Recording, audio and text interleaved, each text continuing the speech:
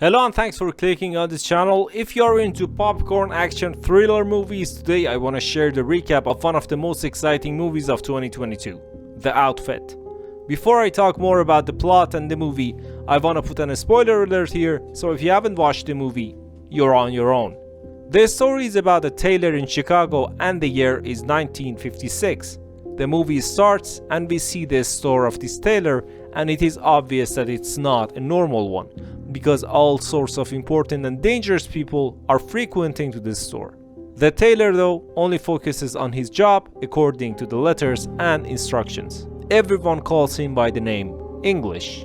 We see the son of Mr. Boyle, Richie Boyle, who comes to the store and looks like he has an important meeting. While he is having a small talk with English, an important letter comes in from the Outfit, which is the mafia of Chicago. English works for Mr. Boyle, and when Richie gets the letter, English exits the room so Richie can read the letter in private, and after that they close the store. English starts talking to his secretary, and he got her a globe of London for her birthday, and when she asks him why he works there with all the skills that he has, he simply says, "You can be wherever you want," with a scissor. The Americans leave and English goes to his room with the secretary and they start to clean up the place. There is a bond between them and it looks like English really likes this girl as if she was his own daughter. He is worried about her and he doesn't want her to get involved with the people who frequent in the store. He says his worries out loud and the girl says that he is not her dad and she can look after herself. She leaves and English, while ironing, he is so tired so he falls asleep. He dreams of a burnt house and wakes up with some loud noises. He sees that Richie is in the store and the girl is back as well and they are having sex. He makes a sound and they leave, but he pretends to be asleep. The next day, Richie and Francis come to the store and Richie is wounded and the police is near. They take Richie to the back, they put him on the table and decide to call his father, Mr. Boyle. Richie screams and wants to be taken home, but English says that he is losing a lot of blood and it won't be easy to take him to a hospital with all the cops around. Francis says that they can't take Richie out of the store and English has to patch Richie up himself. English says that he can't patch up a wound like this with the equipment that he has in the store, but Francis pulls out his gun and tells him to do it. English does the job and Francis goes out. And when he leaves a wallet and a tape with some other stuff on the table. English tells Francis that he forgot his stuff and God knows how many people are after these things and he doesn't even want to know what they are. He is just a tailor. Francis starts explaining and says that they got some info from an FBI meeting and their snitch in the FBI got the tape so they can somehow blackmail them. But now FBI and their rival LaFontaine are both after this tape. It turns out that there is a mole and snitch in the Outfit as well, and this tape reveals who he or she is, but they haven't yet had time to listen to it. Francis leaves and tells English to look after the tape and Richie. Richie wakes up after a few hours and thanks English for what he did for him, and he also asks for Francis. English tells him that he is gone and he was saying some things about the mole and a snitch and an important tape. Richie says that he shouldn't have said anything and he starts talking to English and all of a sudden English says that he is the snitch and all the store is fired. Richie freezes and you can see the fear in his eyes. Then he bursts out laughing and says that there is no way that English is the snitch because he's just a tailor. English is offended a bit and says he is also a cutter. Then Richie says that English must love hot dogs in Chicago, that he stayed there, and English says that he is running from his dark past. Then we see some flashbacks and we realize that the way that English talks to Richie and Francis is pretty different. He tells Richie that who would his father blame if he got killed, and he tells Francis that he knew that there was a snitch in the operation and the reason that they didn't know must have been important. He is actually implying that the reason why they haven't found the snitch yet is because Francis is the snitch himself. Francis returns to the store and he is suspicious of Richie and Richie is suspicious of him as well. Francis believes that Richie wants to kill him. Richie tells Francis that it was a bit weird that he didn't get shot. Francis says that he loves Richie's father as his own.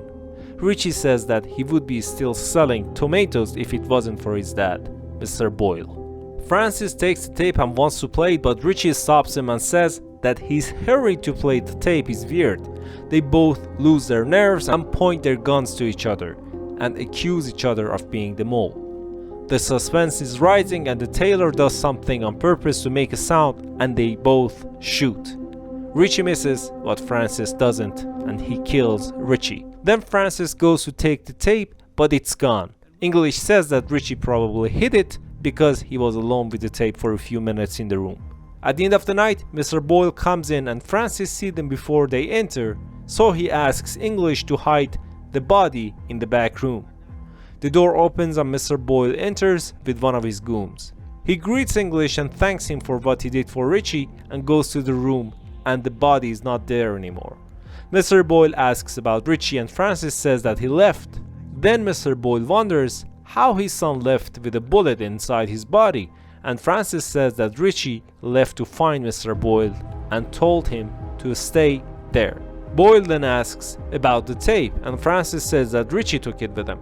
And in this moment, Boyle gets a bit suspicious. He calls Richie on his phone and his house, but no one answers. The goon sits on a closet and we see blood coming out from it. Boyle sends Francis to find Richie. Then Boyle starts talking to English because he really trusts him now, and he talks about the outfit organization. He tells him about how the things work and how they are snitches in every side, and English wonders why he is telling him all of this.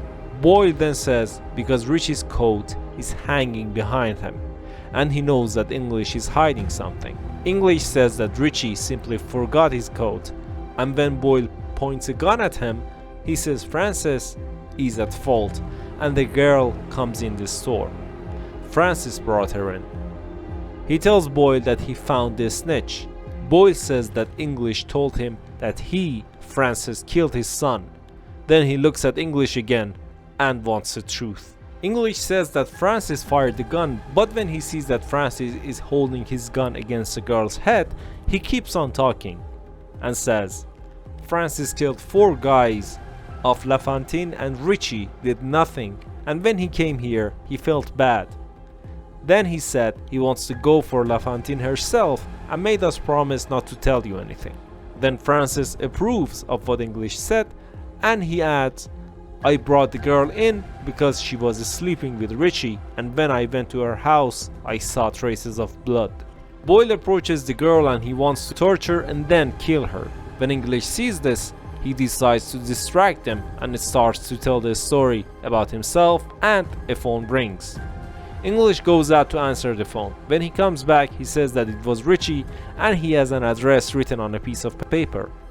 He says that Richie will be in the 31st Street in 20 minutes. He is hiding from LaFontaine's men and he needs help. Boyle doesn't suspect anything and he leaves the girl alone. Francis doesn't go with them and says that he wants to get back home, but he stays at the store and he wants to kill the girl and then blame her for Richie. English stops him and says she's better off alive because Boyle will be trapped and killed soon. Francis is confused and English tells him that he knows that the girl is the snitch because he saw her reading the letters. Now she will tip off LaFontaine and she will kill Boyle. Then Francis can become the head of this group. Francis does not accept this and says that he won't betray Boyle. English says if Boyle lives and comes back, he will know that his son is dead and he will kill everyone. Francis is then convinced and allows the girl to inform LaFontaine. When she returns, she says that LaFontaine would show up with 100 grand if she got her hands on the tape. She will be there in an hour. They agree, and after an hour, LaFontaine arrives. When they are about to close the deal, English points to the door and Francis comes in with a gun. He holds the gun towards LaFontaine and English says that no one should be concerned about Francis and his gun because he pulled out the bullets of the gun. Francis wants to reload but he gets shot and dies. LaFontaine and her men, they put the money on the table and they leave. The girl says that they have to go because outfit will be on their tail for the tape. English says when all of Boyle's men are dead, why would they? Then the girl realizes what happened. That letter was not from the outfit and the tailor sent it, and the tape is not worth anything. Whatever happened was planned by English himself all along. And what we see is that English recorded every conversation in that night, and he gives a tape of that conversation to the girl because she works for FBI. The girl leaves and the tailor puts on the latest suit that he made. He picks up his scissor and pours gasoline all around to burn the place down. All of a sudden we see that Francis is not dead yet, and he shoots the tailor a few times. He misses almost all of his shots, but one bullet hits the tailor in the hand. He gets up and attacks the tailor with his knife. The tailor is cornered, and here he reveals who he was in his past life. A life of murder and horror. Francis does not believe him, but Tailor pulls up his sleeves and we see a lot of tattoos and so many hardcore drawings on his body. He says that they asked him to do what he never wanted to do, although he did the job, but at the end they got his wife and he had to run away. Francis attacks him again, but English pierces his scissor into Francis's neck and he dies. And yeah, that's it. What did you think about this thriller movie?